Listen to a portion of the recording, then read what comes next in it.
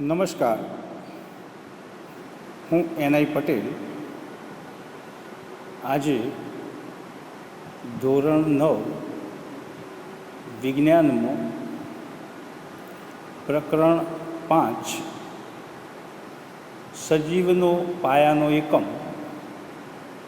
એના વિશે આજે જાણકારી મેળવીએ. તો વિદ્યાર્થી મિત્રો, આપણે આપણી આજુબાજુ નજર દોડાવીએ તો આપણને ઘણી બધી વસ્તુઓ જોવા મળે છે. વનસ્પતિ, પ્રાણીઓ, ઇમારતો, બહુમાળી બિલ્ડિંગો, પંખીઓ, ઘણી બધી વસ્તુઓ આપણી નજરની સામે આવી જાય છે.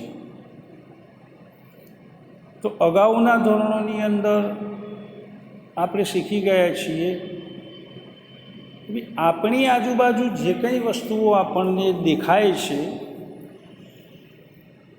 એને મુખ્ય બે ભાગની અંદર આપણે વહેંચીએ છીએ: સજીવ અને નિર્જીવ. તો સજીવ કોને કહેવાય અને નિર્જીવ કોને કહેવાય એ તમે જાણો જ છો કે જેનામાં જીવ છે, જે વૃદ્ધિ અને વિકાસ પામે છે, જે શ્વસન કરે છે, જે હલનચલન કે પ્રચલન કરે છે, જે સંવેદના અનુભવી શકે છે, એવા કોઈ હોય તો એને આપણે સજીવ તરીકે ઓળખીએ છીએ. એ જ રીતે આનાથી ઓપોઝિટ બાજુએ વિચારીએ કે જેનામાં જીવ નથી, વૃદ્ધિ પામતો નથી, સંવેદના અનુભવતો નથી, હલનચલન કે પ્રચલન કરી શકતો નથી, તો એને આપણે નિર્જીવ તરીકે ઓળખીએ છીએ. તો આ વર્ગીકરણને આધારે આપણે આપણી આજુબાજુ રહેલા દરેક પદાર્થને બે ભાગની અંદર વહેંચીએ છીએ. હવે સજીવની વાત કરીએ તો સજીવ કેવી રીતે બને છે, સજીવનું નિર્માણ કેવી રીતે થાય છે? તો એક સાદી રીતે આપણે વાત કરીએ કે આપણે કોઈ મકાન બનાવતા હોઈએ, તે બનાવવા માટે આપણે ઈંટો લાવીએ છીએ. એ ઈંટો એક પછી એક વ્યવસ્થિત રીતે ગોઠવણી કરીએ તો એક દિવાલ તૈયાર થાય છે, અને એ જ રીતે એક સરસ મજાનું મકાન બની જાય છે. તો આ એક ગોઠવણી થઈ અને એના કારણે એક ઇમારત બની ગઈ. બસ એ જ રીતે સજીવોની અંદર પણ આવા પાયાના એકમો જે છે એ વ્યવસ્થિત રીતે ગોઠવાય છે અને સજીવના શરીરનું નિર્માણ કરે છે. તો ચાલો આજે આપણે આ સજીવોના નિર્માણના પાયાના એકમ વિશે જાણીએ. તો સજીવનો પાયાનો એકમ કોષ છે, જેને આપણે અંગ્રેજીમાં સેલ કહીએ છીએ. તો આનો સૌ પ્રથમ અભ્યાસ રોબર્ટ હુક નામના વૈજ્ઞાનિકે બૂચ નામની વનસ્પતિના પાતળા છેદનું અવલોકન કરીને જોયું,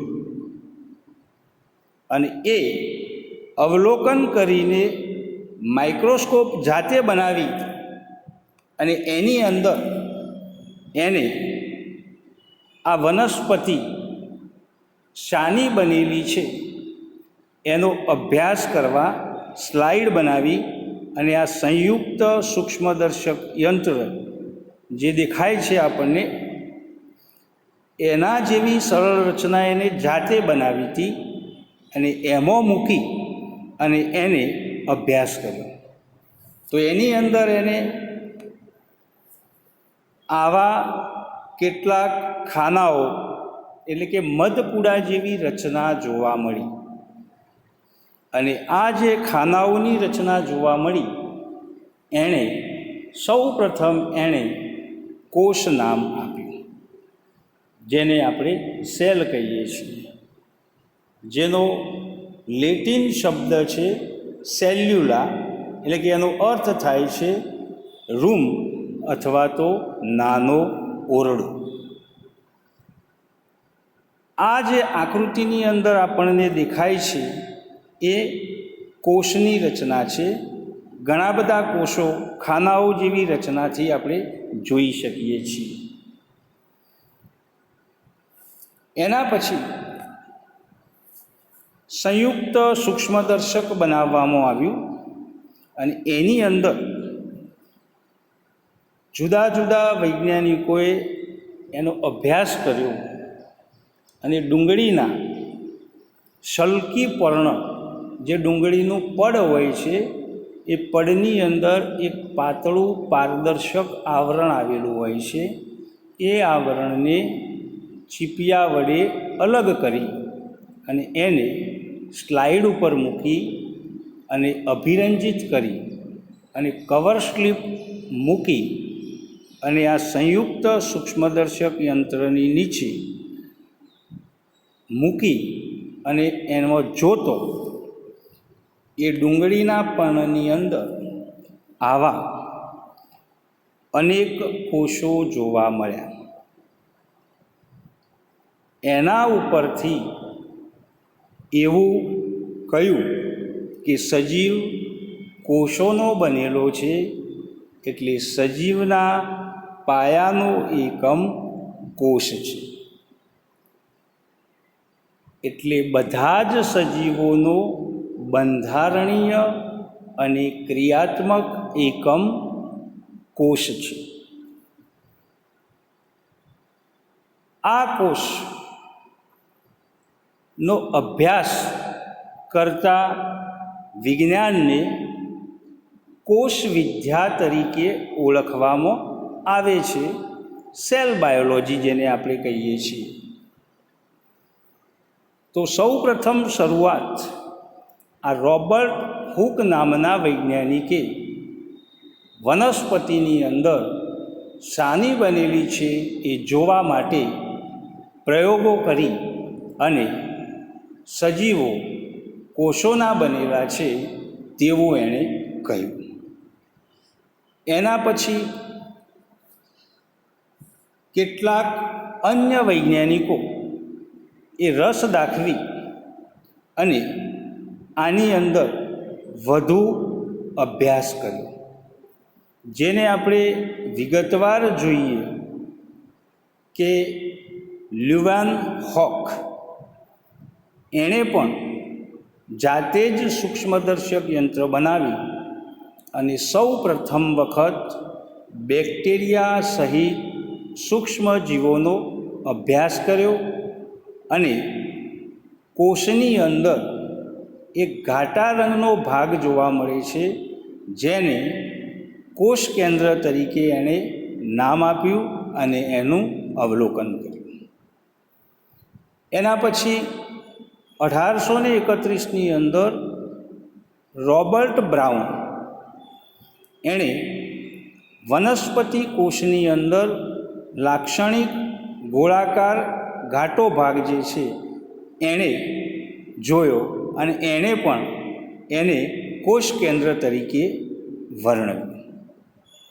એના પછી 1839માં પર્કિન્જે નામના વૈજ્ઞાનિકે કોષની અંદર રહેલું જે જીવંત પ્રવાહી દ્રવ્ય છે એને પ્રોટોપ્લાઝમ એટલે કે જીવરસ એટલે કે આજે આપણે જેને કોષ રસ કહીએ છીએ એ નામ આપ્યું. એના પછી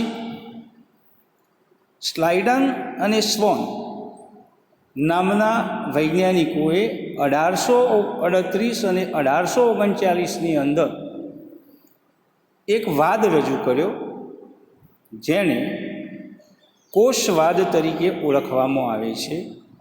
અને એમના મતે એમણે એવું કહ્યું કે બધી જ વનસ્પતિઓ અને પ્રાણીઓ કે જે સજીવો તરીકે આપણે ઓળખીએ છીએ તે તમામ કોષોના બનેલા છે. એટલે કોષ એ સજીવનો પાયાનો એકમ છે. એના પછી વિર્સોવે 1855માં આધુનિક કોષવાદ રજૂ કર્યો અને એણે એવું કહ્યું કે પૂર્વ અસ્તિત્વ ધરાવતા કોષોમાંથી નવા કોષોનું સર્જન થાય છે. એટલે કે જે કંઈ સજીવોની અંદર નવા કોષોનું સર્જન થાય છે, ઉત્પન્ન થાય છે, બને છે એ પહેલાં બનેલા કોષોમાંથી બને છે.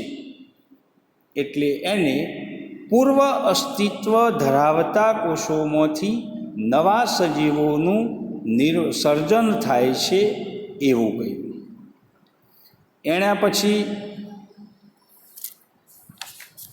લેન્સની અંદર શોધ થઈ.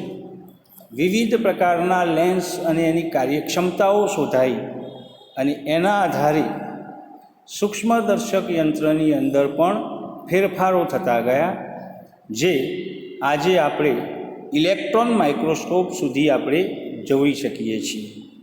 અને આ માઇક્રોસ્કોપની અંદર જોતો વૈજ્ઞાનિકોએ એવું જોયું કે ભાઈ કોષની અંદર જે કોષરસ છે એની અંદર કેટલીક અંગિકાઓ જોવા મળે છે જેને કોષીય અંગિકાઓ તરીકે ઓળખવામાં આવે છે.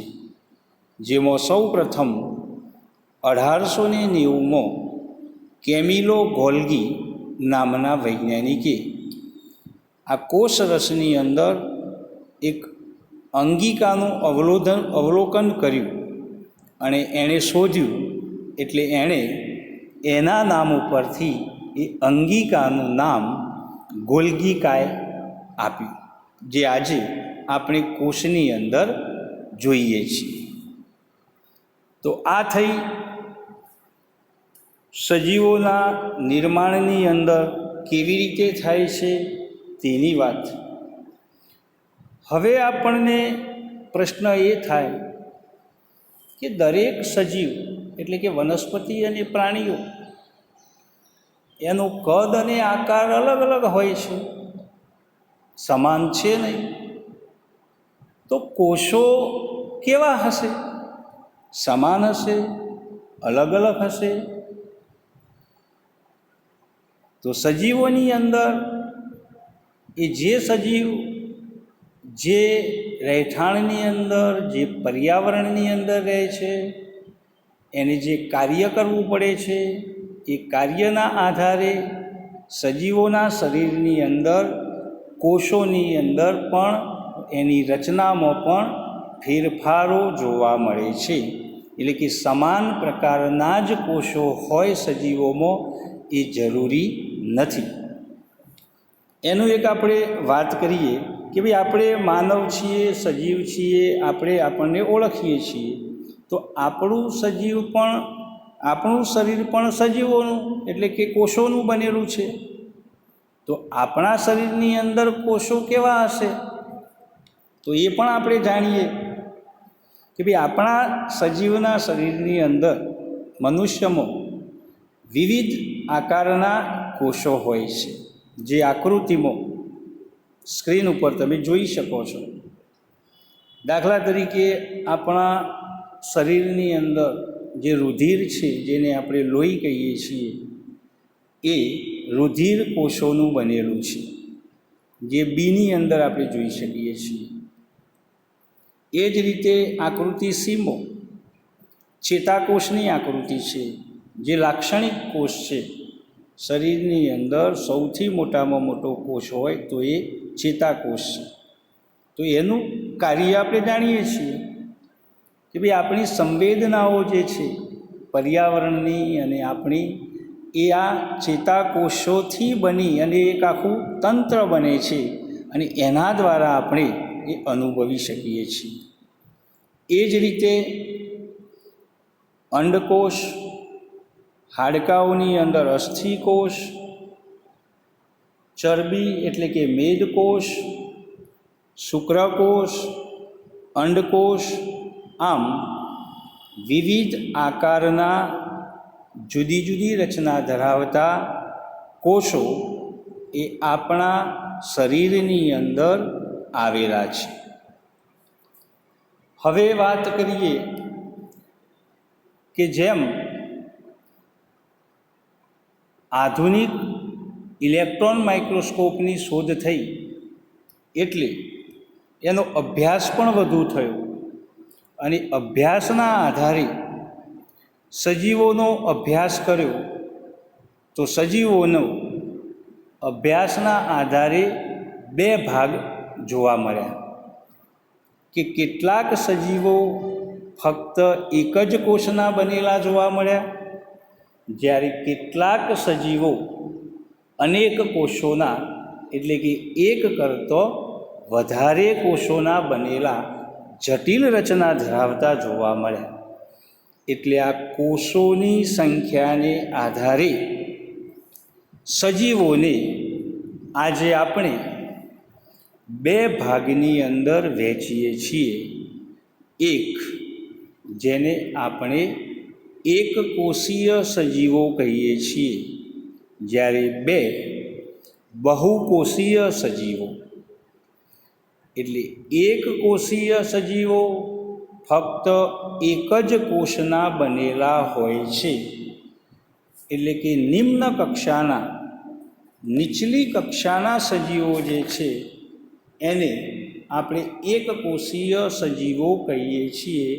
એટલે એના ઉદાહરણ તરીકે આપણે જોઈએ તો બેક્ટેરિયા, ક્લેમિડોમોનાસ, અમીબા, પેરામીશિયમ, યુગ્લિના, વોલ્વોક્સ, આવા અનેક એક કોષીય સજીવો આપણને જોવા મળે છે, જે એક જ કોષ એ સજીવને જીવન જીવવા માટે સંપૂર્ણ કાર્ય કરે છે. એ જ રીતે બહુકોષી સજીવો, એની અંદર ઉદાહરણ તરીકે આપણે લઈએ તો મોટા ભાગે આપણી આજુબાજુ આપણે જોઈએ કે ભાઈ વનસ્પતિઓ, તો લીમડો, ઓબો, બાવળ, આસોપાલવ, એવી અનેક વનસ્પતિઓ. પ્રાણીઓ તો માનવ, હાથી, ગાય, ભેંસ, આ અનેક પ્રાણીઓ કે જે અનેક કોષોના બનેલા છે, એમને બહુકોષીય સજીવો તરીકે ઓળખીએ છીએ. એટલે દરેક બહુકોષી સજીવ એ અનેક કોષોનો બનેલો છે. એની અંદર વ્યવસ્થિત રીતે કાર્ય અનુસાર એમાં કોષોની વહેંચણી થયેલી હોય છે. હવે આપણને એમ થાય ભાઈ આપણા શરીરની અંદર કોષો છે, તો કાર્યની વહેંચણી કેવી રીતે થાય છે, એ કોષોને શું નામ આપવામાં આવે છે, તો થોડીક ચર્ચા આપણે એ કરી લઈએ. બહુકોષી સજીવોમાં શ્રમ વિભાજન જોવા મળે છે. એટલે કે શ્રમ વિભાજન એટલે કે કાર્યની વહેંચણી. અને જો કાર્યની વહેંચણી હોય તો જ કોઈ કાર્ય પરિપૂર્ણ થાય. જો કાર્યની વહેંચણી કરેલી ન હોય તો એ કાર્ય થઈ શકે નહીં. કારણ કે એક સરળ ઉદાહરણથી આપણે વાત કરીએ કે ભાઈ આપણે સ્કૂલમાં કોઈ એક કામ કરવું છે અને 50 વિદ્યાર્થીઓનો એક વર્ગ છે અને એને કહેવામાં આવે કે ભાઈ આપણે આ ઘાસ જે છે એ મેદાનમાંથી દૂર કરવું છે. તો 50 વિદ્યાર્થીઓને આપી દઈએ. એ કોષ છે આપણા. થોડાક સમય પછી આપણે આવીને જોઈએ તો કોઈ કાર્ય સારું સંપૂર્ણ થયેલું જોવા મળશે નહીં. કેમ? તો કોઈને આપણે કામની વહેંચણી નહોતી કરી, એટલે એવું લાગે કે હું નહીં કરું તો શું વાંધો છે, બીજા કરશે ને, આમ કાર્ય થશે નહીં. પણ જો એ જ કામ 5-5ના જૂથ પાડી અને જુદા જુદા ભાગ આપી દેવામાં આવે અને જો એ કામ કરાવવામાં આવે તો પછી જોઈએ તો મેદાનની અંદર ઘાસ સાફ થઈ ગયું હોય છે. તો આ છે કામની વહેંચણી. તો માનવ શરીરની અંદર પણ કોષોની અંદર આવી કામની વહેંચણી થયેલી હોય છે. એટલે કામની વહેંચણી કેવી રીતે થાય છે? તો સજીવનો પાયાનો એકમ કોષ છે, જેને આપણે સજીવનો બંધારણીય અને ક્રિયાત્મક એકમ કહીએ છીએ. તો આવા સમાન રચના ધરાવતા અને સમાન કાર્યો કરવા માટે ભેગા થયેલા કોષોના સમૂહને પેશીઓ કહે છે. એટલે પેશી એક ચોક્કસ કાર્ય કરે છે. એ જ રીતે સમાન કાર્ય કરતી પેશીઓ એકઠી થઈ અને એક સમૂહ બનાવે છે, જેને આપણે અંગ કહીએ છીએ.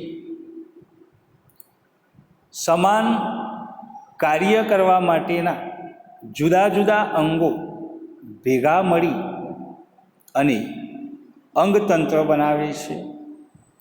અને આવા સમાન કાર્ય કરવા માટે અંગતંત્રો ભેગા મળી અને એક રચના બનાવે છે, જેના કારણે માનવ શરીર અથવા તો બહુકોષી સજીવોના શરીરનું નિર્માણ થાય છે.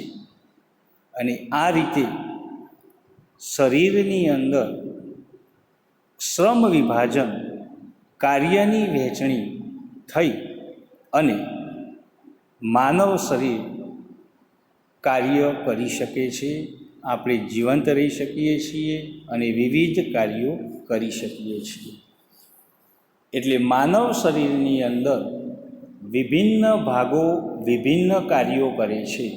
જેનું એક ઉદાહરણ આપણે જોઈએ કે ભાઈ હૃદય, તો હૃદય એ પણ કોષોનું બનેલું છે અને એ સમાન કાર્ય કરવા માટેના કોષો ભેગા મળી અને કાર્ય કરે છે. એટલે હૃદય રુધિરને પંપનું કાર્ય કરાવે છે અને પરિવહન કરાવે છે. એ જ રીતે જઠર ખોરાકનું પાચન કરે છે. એ જ રીતે ઓતરડું એ ખોરાકનું શોષણ કરે છે. આમ સજીવોના શરીરની અંદર કાર્ય વહેંચણી થઈ અને વિવિધ કાર્યો થાય છે. એટલે સજીવો ટકી શકે છે, કાર્ય કરી શકે છે. તો ચાલો આજે આપણે આટલા સુધી જોઈએ. વધુ આવતા ભાગની અંદર આપણે જોઈશું. નમસ્કાર. Thank you.